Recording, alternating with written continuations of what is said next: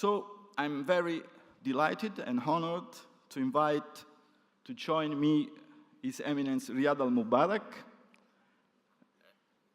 to give his speech. Riyad Al Murbarak is the chair of the Abu Dhabi Accountability Authority, that is the authority responsible for auditing government financial statements in the Abu Dhabi Emirate, as well as providing assurance services and support services to government entities in Abu Dhabi. Please.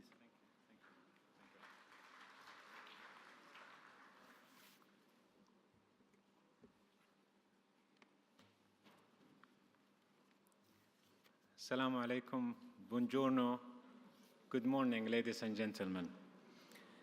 And thank you for inviting me today to share some of our thoughts on the benefit of moving to generally accepted accounting standard, or to the IPSAS standard as well.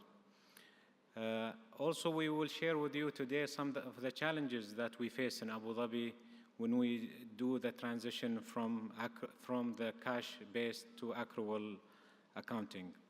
I am the chair of the Abu Dhabi Accountability Authority, or ADA as we refer to it. And ADA in Arabic means performance. High quality performance is what we strive for.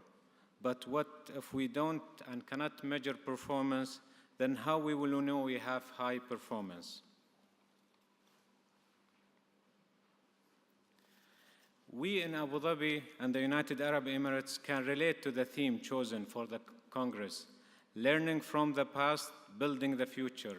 As we have a saying in the United Arab Emirates, he who does not know his past cannot make the best of his future, for it's from the past we learn. What you see in this slide, you see the Abu Dhabi coronation 1965.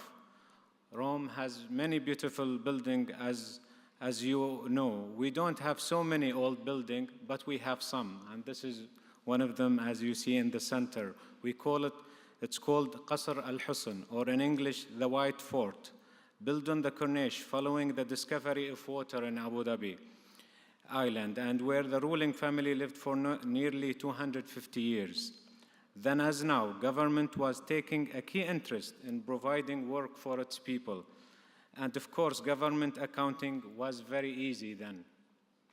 Cash was received from the oil revenue, the major natural resources that we have in the Emirate, and cash was spent building the country and paying for the welfare of its people.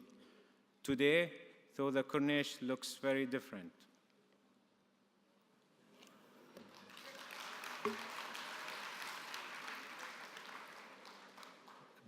The fort is still there. It's a center for culture now, and I see it every day from my office. Change can happen by chance, but not in Abu Dhabi. Change is a plan, and as the two slides illustrate, the scale and pace of change is dramatic. Change is driven by government through Abu Dhabi 2030 plan. The 2030 plan maps out the development of Abu Dhabi economy as we diversify away from the oil and reliance on the oil revenue and become a global sustainable country. The government is focused on improving the enablers of economic development, making business easier to do, upskilling the workforce, improving infrastructure, building roads, bridges, housing, and offices. And it's happening across all sectors: energy, petrochemicals, financial services, telecommunication, metals, pharmaceutical, biotechnology, life science, tourism, healthcare, equipment, education, and every other sector that you would imagine. And because we started with a very little, a sizable amount of this activity has to be driven by government-owned enterprises, or as some would call them, state-owned enterprises. I'm sorry for this slide. I know it's not a pretty slide, and it's hard to read, but in essence, the government is divided in two. The public sector entity that you see as called the central government. These are responsible for providing public services and usually have large and tangible assets and providing public services for the people, such as roads, bridges, and parks and schools. Public sector entities receive an annual budget, as you would know, and financial appropriation to provide their services. And then there are those that IPSAS referred to as GBE, Government Business Entity, or as we call them, state-owned enterprises, and the one you see on the left of your slide. These companies are set up with seed capital and then left to get on by themselves and become commercially successful. When ADA was created, or the Abu Dhabi Accountability Authority was created in 2008, succeeding the Abu Dhabi Audit Authority, it was given a mandate with three main objectives: to ensure that public money is spent effectively, efficiently, economically, and ethically. Second one is ensuring the accuracy of the financial statement of all public sector entities. And the third one is promoting accountability and transparency across all public sector. This is not an easy objective to achieve. In the beginning, there was no common accounting language applied by the government entities, so there was no comparability, no benchmarking, and could be effectively done. Some entities were on IFRS, some were in cash basis, some on modified cash basis, some on a modified accrual basis. So measuring performance was very difficult. And when I say accrual or cash basis, this is not even an international or generally accepted accounting standard. It's more of an accounting manual that these entities, public entities or government have. Some decisions we took were very easy. The European Union had adopted IFRS for listed entity in 2005, and all seemed to be going very well until 2008 and the true testing of IAS 39 happened. So it was mandated in Abu Dhabi that all GBE should use IFRS, and all public sector entity, if not an accrual basis, should apply IPSAS cash basis and move to IPSAS accrual basis over a 5-year time frame. It was also mandated for those entity and recipient of annual budget that all apply IPSAS to apply IPSAS 24, presentation of budget information for IPSAS reports. So we don't also look away from the budgeting process, as you know, it's the most important single exercise that the government take every year. However, there is a problem with international standard, though. They are not perfect. If they were perfect, then the output from IPSAS board and the IISB board would not be so creative, and there would be no need for an interpretation committee. And the audit market is dominated by 4 large audit firms whom don't always agree. To combat these problems, we carry out examination of the account, we being the Abu Dhabi Accountability Authority, carrying out examination of accounts and audit files, and we write reports on what we find. We chair locally Abu Dhabi Technical Forum, comprising ADA and the accounting technical partners of the audit firms, where we discuss technical issues and seek agreement. We write and publish accounting technical digest and bulletins. We have set up our own training center. We issued what we call the statutory auditor appointment rules. These are the rules how the public entities must use when they appoint their external auditor as well. Our code of conduct also built on the IASBA handbook. Our training center also implement the education continuing learning. We engaged also as well internationally and locally. Internationally through the FER, the International Forum for Independent Audit Regulator, as Abu Dhabi Accountability Authority is member of the FER and also sits in its advisory council as well. We take a real interest in the development of public sector accounting standard, and last year we hosted the IPSAS board in Abu Dhabi. And I am here discussing real issues with you as well. And where are we in Abu Dhabi in our journey today? And I'm glad to show you the move from the previous slide to the next slide. This is now the Abu Dhabi situation, where we have all central government moved to IPSAS as a standard, and the state-owned enterprises, they all apply IFRS. The only one you see in red, it's already in the progress, Abu Dhabi National Oil Company. Now they're moving to IFRS as well. And this is now the situation in Abu Dhabi.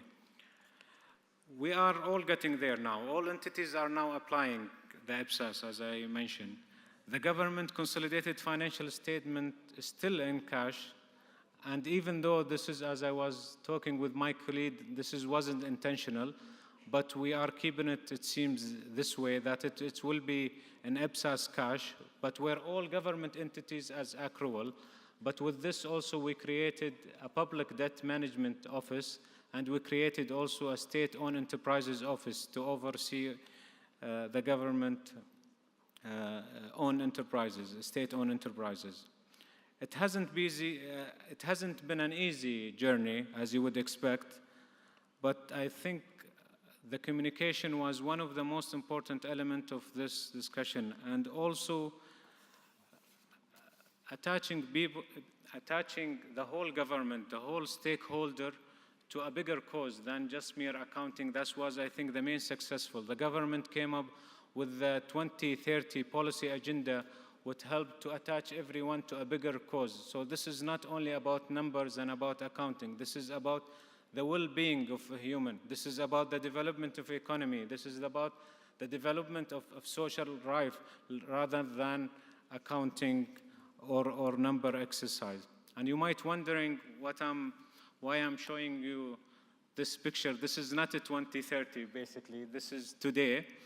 But forgive me, as the Abu Dhabi Tourism and Culture Authority said, I couldn't come to Italy, the home of Ferrari, without showing you this slide of the Yas Island, home of Formula One, and the Abu Dhabi Ferrari World Theme Park. As it's the last race will be next weekend, and I'm sorry to tell you that is a sold-out event. However, there is always 2015, and we will host the final race again as Etihad and Alitalia Airlines, the new sister in the sky, can fly you there. And thank you for listening. Wow.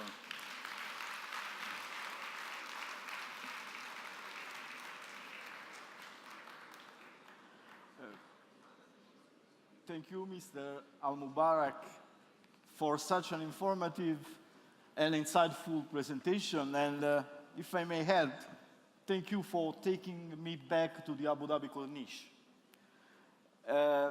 You may agree that your country has some very specific cultural and institutional features that make it very interesting for a Western analyst. Despite its undoubtful importance, your country typically remains somewhat far from what we usually study. So I'm very interested in having some more details. And I'm sure that I share this feeling with our audience. We do hope to have a lively participation and debate. So if you have questions that refer to the presentation just given, you are really welcome. We have 2 microphones on the forefront, so please just come.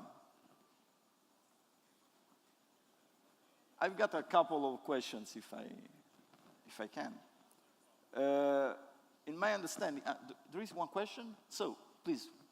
I just want to highlight we need very short questions and very short answers as well. Okay, thank you. Okay, thank you very much, Mr. Chairman. My name is Pius Maleno from Tanzania. I've got 2 questions. One. Just one. Could the presenter tell us what are the key success factors that they achieve? They move from the general accepted principles of what they had in a span of 6 years, and all 40 entities are now using IPSAS. What are the key success factors. What are the key criteria, or what are the factors which we can learn from them? That's my question. The second one which I want to ask about, because they are doing it, is the chair of the auditing company, audit authority. Could you give us maybe a highlight, for example, the previous years? How many out of the 40 entities had clean audit report, or anything which they have in their opinion? Thank you, Mr. Chairman. Thank you. Salam. Please. Thank you for your questions. I think, as I stated maybe in the presentation, communication is critical for any change in general. And change, you need people have this acceptance to change. So how you do it? Again, you attach them to a bigger cause than just accounting. So the government at that time, everyone was actually looking for a change rather than resisting change, because change is always difficult. But actually, if someone wasn't changing something in the government at that time, he or she will be looked at as underperforming. So that's, I think, the main thing, that you need to have it as a theme for the whole government, rather than I just want to change accounting standard. I don't think you will be successful if you just do this exercise by itself. Okay. I would add just one more question. Your presentation was mainly about the Abu Dhabi situation. Could you give us a flavor of what is happening in other Arab Emirates at present? I'm not really exactly sure of where the status of these Emirates now, but I know they're all also trying to follow also Abu Dhabi steps to move to international accounting standard as well.